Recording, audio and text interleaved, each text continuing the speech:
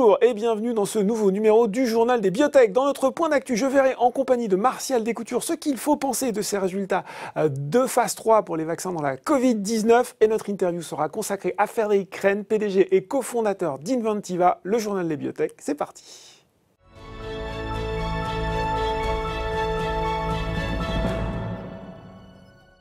Et j'accueille pour ce point d'actualité Martial Descoutures, analyste spécialiste pharma biotech chez Oddo BHF. Bonjour Martial.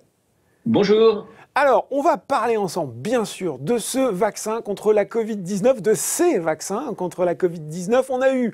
Il y a eu une semaine, les résultats de Pfizer en phase 3 avec, bien sûr, BioNTech. Et puis, quasiment une semaine, presque à l'heure près, on a eu ceux de Moderna avec des données d'efficacité de 90% pour le premier, de 94,5,7 pour le second. Ils ont beaucoup fait parler ces résultats. Certains se sont même amusés de ces très bons scores d'efficacité. Nous, on n'a pas envie de s'amuser, on a vraiment envie de savoir qu'est-ce qu'ils nous indiquent, ces résultats. Est-ce qu'ils sont bons ou est-ce que c'est encore un peu tôt pour se prononcer ? Ravi d'être avec vous aujourd'hui. Peut-être juste avant de commencer, de faire rapidement le contexte. Aujourd'hui, on a plus de 100 développements en cours de vaccins contre la Covid-19. On en a 47 en clinique et 10 actuellement en phase 3. Donc les résultats de Pfizer, BioNTech et ceux de Moderna sont les premiers résultats cliniques intermédiaires de phase 3. Donc ceux qui sont les plus avancés, qui permettront par la suite d'avoir certainement une approbation dans ces prochains jours, semaines. Ce qu'il faut tout d'abord, je pense, souligner, c'est que ces résultats, à la fois pour Pfizer et BioNTech et ceux de Moderna, sont extrêmement probants. Ça, je pense qu'il n'y a pas trop de débat là-dessus. Par rapport aux données qu'on peut avoir, alors c'est évident qu'on a encore des questions et il y aura des détails à venir, Voilà, il y aura des détails, ça va être sur la durée de protection, mais ce qui est évident, c'est que cette phase 3 a commencé cet été, donc on n'a que 3 mois finalement de recul, donc il va falloir également voir la sécurité d'emploi à long terme. Bref, on peut avoir encore des questions, mais aujourd'hui, quand on parle des 90% d'efficacité ou des 94,5% d'efficacité pour Moderna, ça montre déjà que ces vaccins marchent. Et à l'instant T, quand on parlait de résultats intermédiaires, c'est juste pareil, pour faire très rapidement le schéma thérapeutique de ces vaccins, c'est qu'initialement, la phase 3 a été designée pour que le vaccin marche avec une efficacité de 60%. Ils avaient décidé, ces deux acteurs, de publier des résultats intermédiaires en espérant que leur vaccin allait marcher plus que ces 60%. Mais le but n'était pas justement d'être tellement supérieur. Donc le marché, au sens large, avait considéré en moyenne 75% d'efficacité. Donc on est nettement supérieur à cette efficacité qui était attendue du marché. Ouais. Et donc, on parle de résultats intermédiaires aujourd'hui. On attend les résultats finalement du critère primaire dans ces prochains jours, semaines, parce que le nombre de cas Covid-19 finalement augmente très sensiblement à l'intérieur également de l'étude.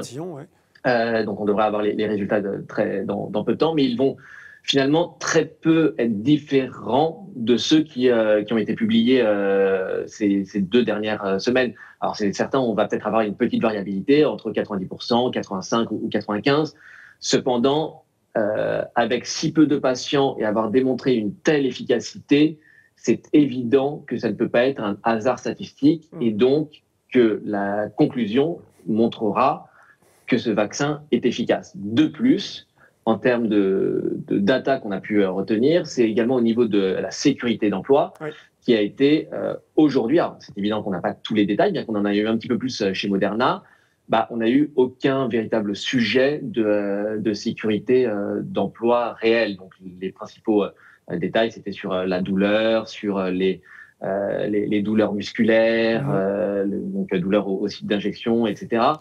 Mais rien de bloquant pour potentiellement une approbation future. Et oui, il faut le dire, la sécurité d'emploi, parce que derrière ces candidats vaccins, ces 2 candidats vaccins, il y a cette technologie de l'ARN messager qui est véritablement nouvelle. J'ai 2 questions en une pour vous, Martial. La première, est-ce que finalement, ce vaccin, en tout cas ces candidats vaccins, viennent valider cette technologie parce qu'on sait qu'elle a un potentiel beaucoup plus large qu'uniquement vaccinal. On pense aux maladies orphelines, on pense à l'oncologie. Et puis, deuxième question, sur le point du vaccin, est-ce qu'elle vient là tout de suite de ringardiser un petit peu ce qui se fait jusqu'alors sur le vaccin vivant atténué, sur le vaccin inactivé? Est-ce que désormais on jette tout ça aux oubliettes? Alors, ouais, c'est même plus que deux questions en une. Je pense qu'en tout cas, il peut y avoir beaucoup de réponses par la suite. Ouais. La première, donc pareil, toujours à partir de ces résultats-là et de ce qu'on peut savoir sur l'ARN messager au préalable. Déjà, heureusement que Moderna a publié également des résultats aussi positifs parce que ça confirme ce que BioNTech et Pfizer ont prouvé jusque-là. Donc, on sait aujourd'hui qu'avec l'ARN messager, on a une véritable réponse. On avait eu dans les résultats de phase 1 la production d'anticorps neutralisants, mais on ne savait pas s'il y avait vraiment une efficacité de protection. Aujourd'hui, on sait que ces anticorps neutralisants produits permettent une protection pour le patient. Donc, tout d'abord, il y a clairement une lecture croisée, en tout cas positive, pour l'ensemble des classes d'ARN messager. Donc, ça peut être Pfizer-BioNTech, ça peut être CureVac, ça peut être, donc, bien entendu, Moderna. Il y a d'autres biotech américaines, des Translate Bio, etc., qui travaillent dessus. Donc, ça, c'est positif pour l'ensemble de la classe. Est-ce qu'on peut, par rapport à ces résultats-là, déjà penser qu'il pourrait y avoir également une lecture croisée? Enfin, beaucoup d'investisseurs se posent également la question. Est-ce qu'on peut considérer que ce soit également positif pour les autres acteurs? Alors là, aujourd'hui, non, on ne peut pas du tout considérer que si ça marche pour l'un, ça marchera pour les autres. Comme on le disait en introduction, on a de nombreux développements cliniques, mais à chaque fois avec des technologies différentes.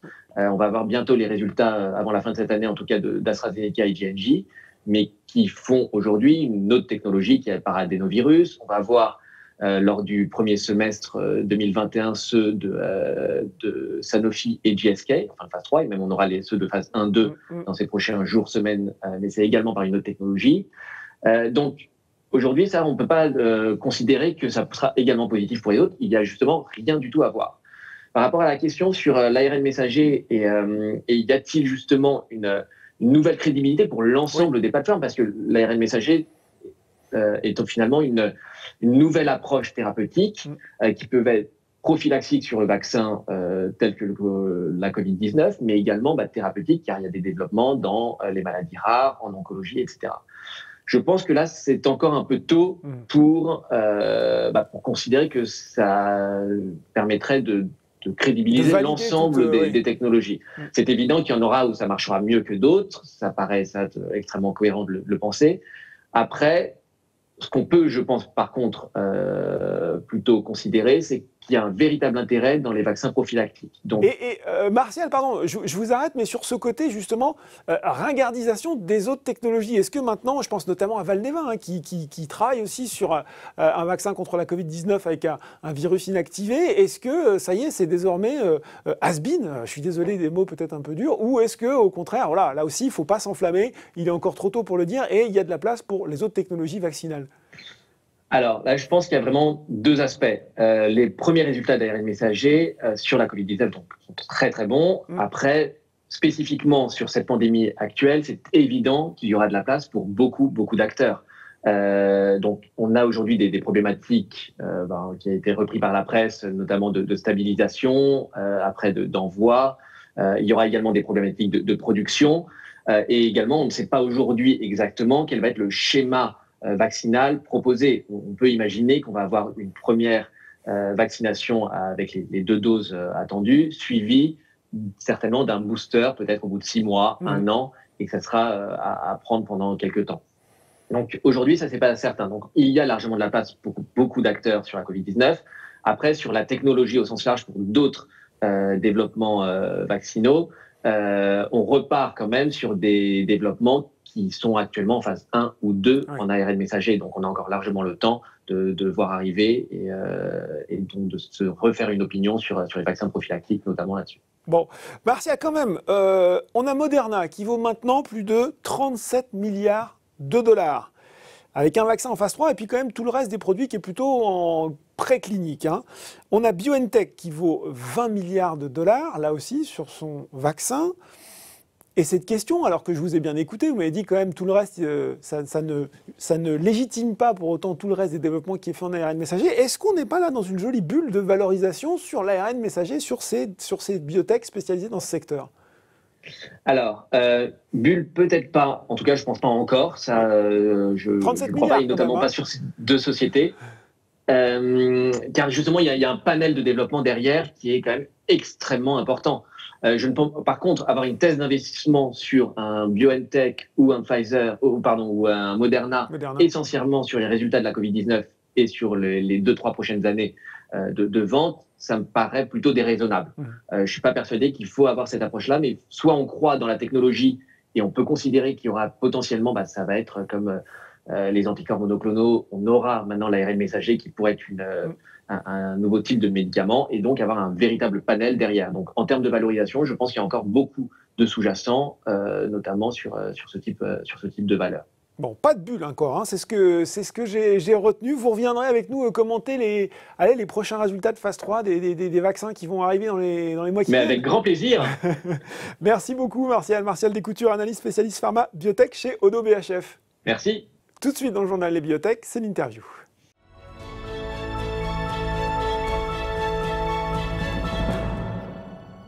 Et je reçois pour l'interview Frédéric Renne, PDG et cofondateur d'Inventiva. Bonjour Frédéric. Bonjour Laurent. Alors, Inventiva biotech basée à Dijon, introduite en février 2017 avec un très beau parcours boursier, on peut dire quand même plus 200% depuis le début de l'année, c'est impressionnant.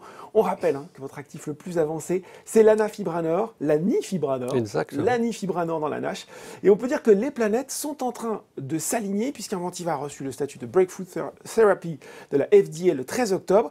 Et la semaine dernière, le feu vert de l'Agence de santé américaine pour le démarrage de l'essai de phase 3. Est-ce que vous pouvez déjà nous expliquer, Frédéric, en quoi consiste ce statut de Breakthrough Therapy? Alors le Breakthrough, c'est un statut qui a été mis en place par la FDA pour accélérer le développement et favoriser le processus réglementaire d'approbation. Donc c'est un processus ou un statut qui est très convoité par les biotech, qui est difficile à avoir, car il faut avoir démontré de l'efficacité dans des essais cliniques, et cela dans une maladie rare. Donc on sait que dans la NASH, beaucoup ont essayé de l'avoir, et nous on est un des seuls, je crois qu'il y en a 3 qui l'ont obtenu, et le seul français en tout cas à l'avoir. En fait partie. Exactement. Et c'est vraiment un super accomplissement parce que c'est la validation des résultats par l'autorité réglementaire.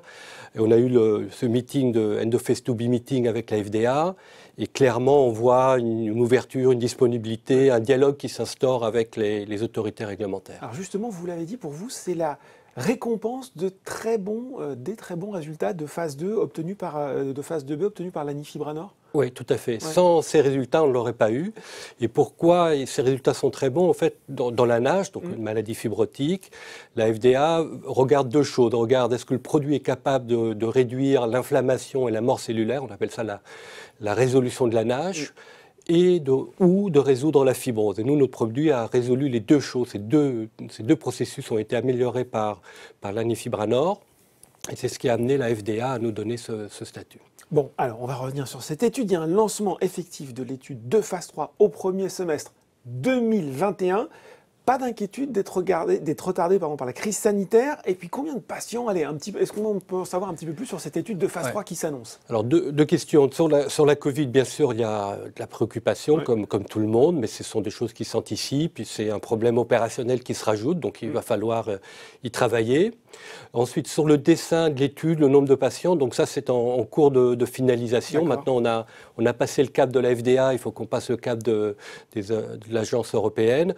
Mais bon, globalement, ça va être autour de 1000 patients pour avoir, c'est une autre bonne nouvelle que nous a donnée la FDA, pour avoir l'accélérité d'approval, donc une approbation accélérée au cours de l'étude de phase 3. Donc, pour arriver à ce stade-là, ça va être autour de 2000 patients. Alors justement, vous l'avez dit, on pouvait se poser des questions, justement, à la lumière des échecs de certains concurrents, sur la nécessité de faire 1, voire 2 essais de phase 3. Et puis justement, on pouvait aussi se demander, vous l'avez dit, si la FDA n'allait pas renoncer à cette Accelerated Approval, à cause justement de ces échecs. Pour vous, sur ces 2 aspects-là, le doute est levé? Ah oui, clairement. Ça, c'est la réponse de la FDA était claire. Elle a dit oui, une seule étude est suffisante et oui, vous pouvez, si vos résultats sont positifs sur les biopsies qu'on réalisera, s'ils sont positifs, vous pouvez prétendre à rentrer sur le marché de façon accélérée. Donc là aussi, est-ce qu'on peut expliquer concrètement en quoi consiste cet Accelerated Approval? Mais en fait, une étude de phase 3 dans la NASH, c'est une étude qui va durer plusieurs années. Et la fin de l'étude sera quand on aura démontré une réduction d'un certain nombre d'événements cliniques. Donc il y aura moins de cirrhose, il y aura moins de transplantation hépatique, etc. Mais en cours d'étude, la FDA a dit, mais si vous démontrez en cours d'étude que vous réduisez la fibrose ou que vous vous améliorez la résolution de la NASH, on vous autorise à aller sur le marché. Et donc ça, c'est ce qu'on va essayer d'atteindre. On va se projeter un petit peu. Si tout se passe bien et que cette étude, elle peut effectivement démarrer au premier semestre 2021, quand est-ce qu'on peut rêver avoir déjà peut-être des premiers résultats? Mais ça, on ne l'a pas encore communiqué. Ouais. Comme je vous le disais, on attend le retour de l'EMA. Une fois qu'on a l'FDA et l'EMA, on peut mettre les deux réponses ensemble et avoir le dessin final de la truc. Mais dès que je le sais, je viens vous revoir. Ah bah super. Alors, il y a eu cette introduction réussie au Nasdaq en juillet. Là aussi, il faut le rappeler, avec la levée de plus de 100 millions de dollars, la nomination d'un nouveau directeur médical, Michael Koorman, qui va superviser la phase 3, la mise en place de l'équipe clinique d'Inventiva aux États-Unis, qui sera également en charge de la gestion des relations avec les principaux leaders d'opinion, ce qu'on appelle les KOL. On a le sentiment que Inventiva est en train de mettre tout en place, en tout cas de ne rien laisser au hasard pour réussir cette phase 3, et notamment là où ça compte, aux États-Unis. C'est vraiment le main focus, la priorité d'Inventiva en ce moment? Oui, c'est clair, ça c'est toute l'équipe, toute l'entreprise est dédiée à l'anifibranor et pour mettre en place cette phase 3. La NASH est une maladie mondiale, hein. On sait qu'il y a des patients en Chine, au Japon, il y en a partout dans le monde, mais autour de 40% sont présents aux États-Unis. Vous connaissez l'importance du marché américain, donc on réussira dans la NASH et on réussit aux États-Unis, d'où la décision d'avoir un directeur médical basé aux États-Unis. Chevronné, chevronné, il a un sacré CV, on peut le dire. Oui, c'est une belle prise, disons. On est très content de pouvoir travailler avec lui. Et puis il a une mission, c'est de construire une équipe basée aux États-Unis pour gérer les sites qui seront aux États-Unis. Et puis bien évidemment, notre équipe européenne, qu'on a également étoffée au cours de ces derniers mois, eux, ils vont être responsables de tous les autres centres dans le reste du monde.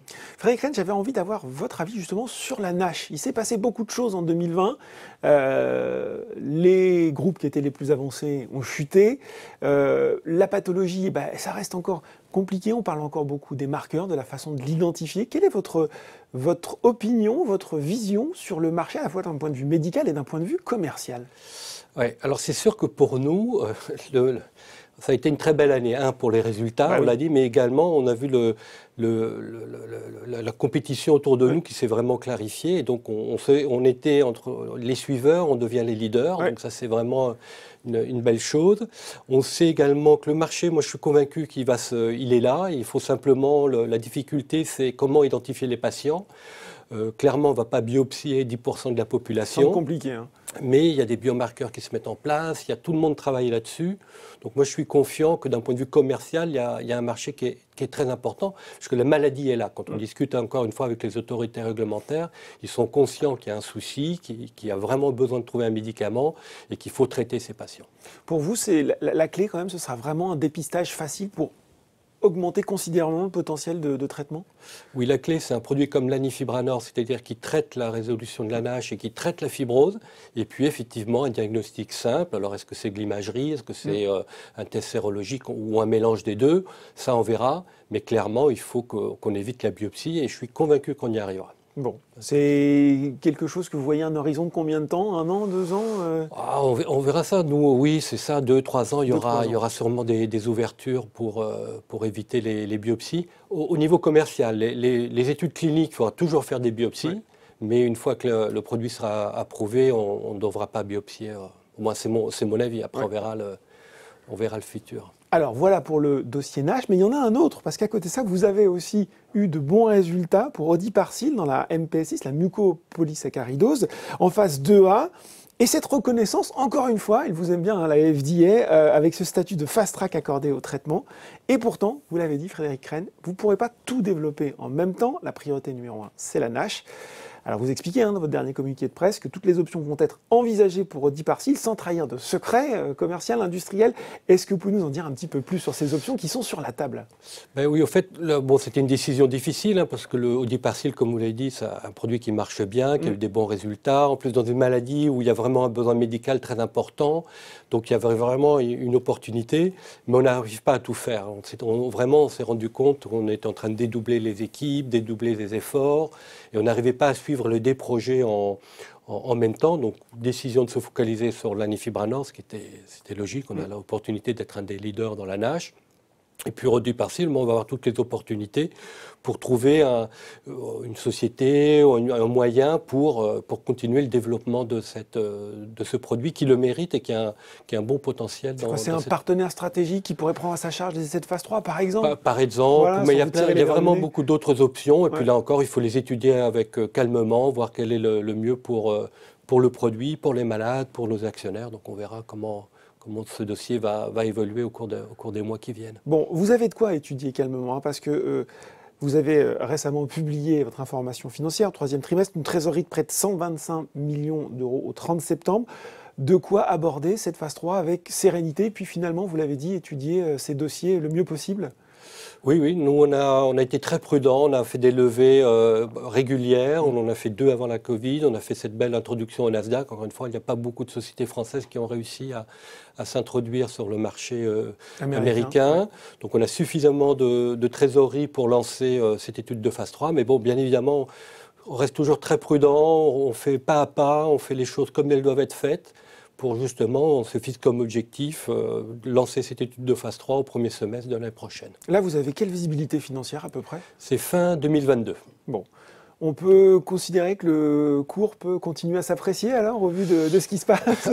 Moi, oui. C'est pas à vous de commenter le cours, exactement, moi je ne peux pas faire de prévision. Non. Bon, après, c'est clair, quand on se compare à où on était il y a un an, on est très content, mais quand on se compare par rapport à d'autres acteurs dans la NASH, on a encore des marges de progrès. C'est ça qui nous motive. On veut être au niveau de nos concurrents dans la NASH. Vous l'avez dit, Inventiva maintenant, c'est un des acteurs qui compte dans la NASH. Ah oui, clairement. Ouais. À mon avis, on a le produit qui a démontré les meilleurs résultats dans la NASH depuis le début de la recherche dans cette pathologie. Bon, merci beaucoup Frédéric Reyne. J'ai retenu que vous revenez sur le plateau quand vous avez grand plaisir. Un petit peu plus de calendrier à nous communiquer. Merci beaucoup. Merci Laurent, à bientôt. Ce journal des biotech est désormais terminé. On se retrouve dans 2 semaines pour un prochain numéro. Merci, au revoir.